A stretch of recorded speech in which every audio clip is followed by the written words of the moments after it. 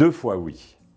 La première raison, c'est avec le sport, on sécrète un tas d'hormones, et en particulier des endorphines, qui ont une action sur le cerveau.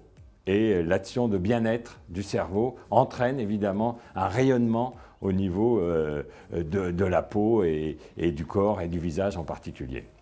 Mais la raison principale, c'est que le sport est un des piliers de l'épigénétique. Alors qu'est-ce que c'est l'épigénétique? C'est une découverte récente d'une dizaine d'années qui explique qu'il n'y a pas que l'hérédité qui compte. C'est-à-dire on pensait tout le monde pensait que l'hérédité était fondamentale, hein, c'est-à-dire que vous héritez des gènes de votre père et de votre mère et vous subissez finalement ces gènes. Eh bien, ce n'est pas tout à fait vrai. L'épigénétique, c'est au-dessus. Et l'épigénétique permet de pouvoir modifier l'expression des gènes, et c'est-à-dire tout ce qui est capital dans la vie, la santé et la beauté en particulier. Alors il y en a 5. Donc le sport, la nourriture, l'alimentation est très importante, de lutter contre le stress, le plaisir et enfin la vie en communauté et tout l'environnement. Ce sont 5 piliers qui doivent fonctionner ensemble pour que l'épigénétique fonctionne le mieux possible, c'est-à-dire toujours, je vous explique, c'est en bien, mais ça peut être aussi en mal, hein, mais en bien, c'est-à-dire c'est de transformer votre vie qui était écrite, hein, en une meilleure vie, en particulier sur la santé et la beauté. Le pilier alimentation est fondamental dans l'épigénétique. Il permet d'apporter par le nutriment beaucoup d'antioxydants, beaucoup de vitamines, un tas de choses. Et il permet aussi d'éviter tous les acides gras et qui sont contenus parfois dans les mauvais aliments, hein. Et la deuxième raison d'importance de l'alimentation, c'est le microbiote. Il permet, avec une bonne alimentation, d'être équilibré, d'avoir un microbiote équilibré, c'est-à-dire avec des bonnes bactéries et des mauvaises bactéries en nombre correct. Et ça, c'est très important pour la santé et la beauté. Le microbiote sur la santé est très important. De nombreuses études ont montré toute l'importance que pouvait avoir ce microbiote et en particulier dans les maladies rhumatismales inflammatoires. Un déséquilibre du microbiote peut entraîner des crises importantes au niveau de ces malades. Je pense que le cerveau a un pouvoir énorme sur toutes les maladies et sur la santé et la beauté. Le meilleur exemple, c'est son effet placebo. C'est-à-dire, lorsque vous avez des études sur des médicaments, vous le faites en double aveugle, c'est-à-dire le patient, le malade ne sait pas s'il a du sucre ou le médicament, et il y a de toute façon 30% d'effets favorables, même lorsqu'on lui donne du sucre sur la plupart des maladies. Donc ça montre l'importance du cerveau, hein, du pouvoir. Et le stress est un des piliers, l'antistress est un des piliers de l'épigénétique. Donc, apprendre à méditer, à se reposer, tout ce qui peut vous retirer le stress, des soins esthétiques, la méditation, le yoga est très important pour la beauté et la santé en général. Alors le plaisir pour moi est très important, hein. Donc, et il y a beaucoup de choses qui tournent sur le plaisir. On peut avoir du plaisir de différentes façons et en particulier, dans mon cas, je parlerai du plaisir. Le plaisir qu'on peut avoir d'utiliser des soins esthétiques, de passer des crèmes est très important pour la beauté, sur 2 actions, donc le plaisir de la tête et le plaisir et l'efficacité de la crème. En ce qui concerne l'environnement sociétal, c'est très important d'avoir des amis, d'avoir une vie sociale et toute cette vie entraîne un plaisir également, mais aussi une action sur la santé et la beauté. La Fit8 est un bon exemple pour l'épigénétique. Vous avez une activité physique importante.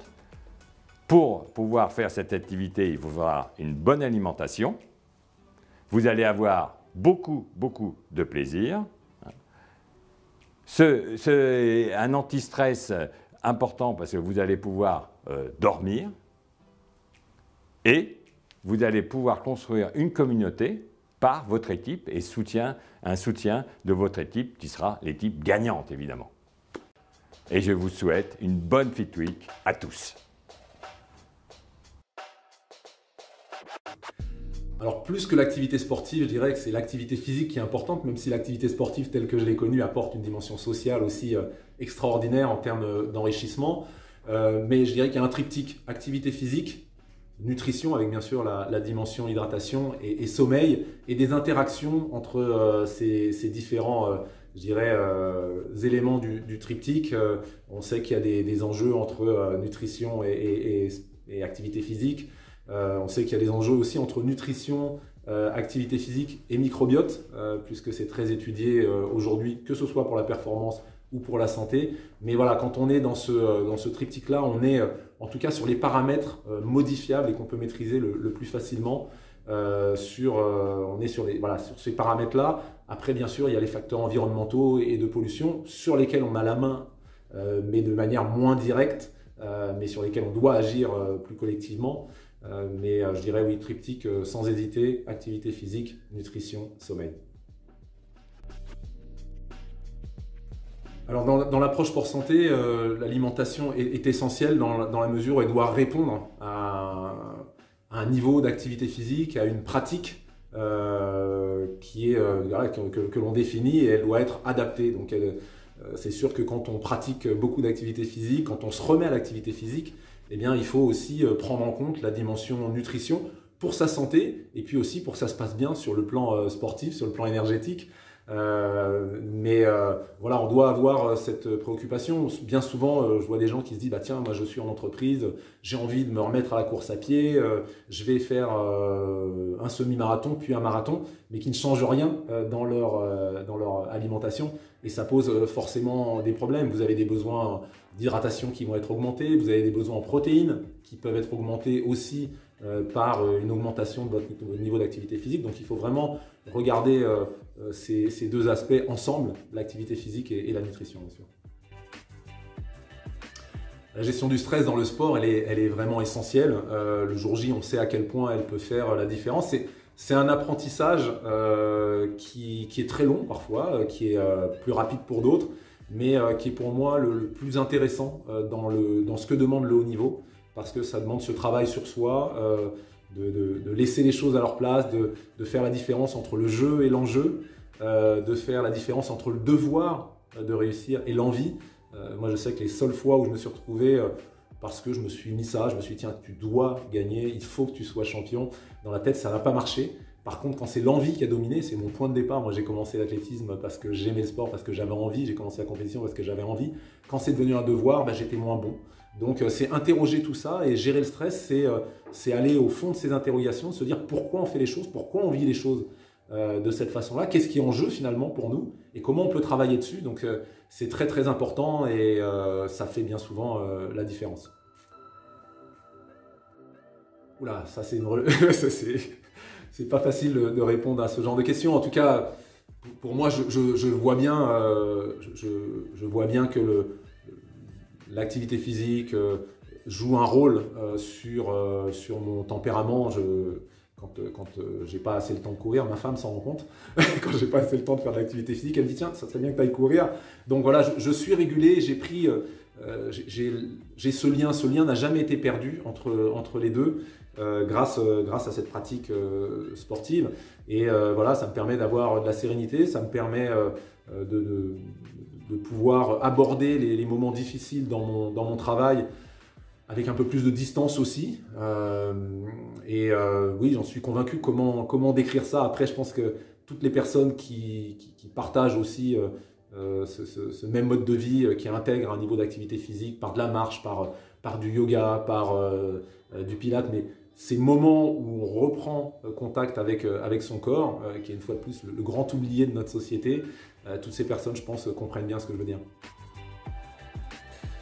Alors, à toutes et à tous, vraiment, saisissez l'occasion, participez. Après, avec tout ce que j'ai dit, je pense que vous êtes convaincus que c'est pour votre bien, mais en plus, vous allez faire du bien aux autres puisque c'est pour la Fondation Arthritis. Alors, soyez nombreux.